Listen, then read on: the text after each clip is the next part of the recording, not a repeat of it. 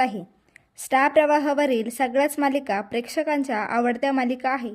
त्यातलीच एक मालिका म्हणजे तू ही रे माझा मितवा.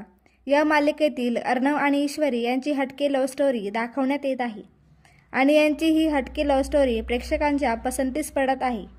तर आपण या व्हिडिओमध्ये अर्णव ही भूमिका साकारणारा अभिनेता अभिजित आमकर याच्या खऱ्या आयुष्यातील लव्ह स्टोरीबद्दल जाणून घेणार आहोत.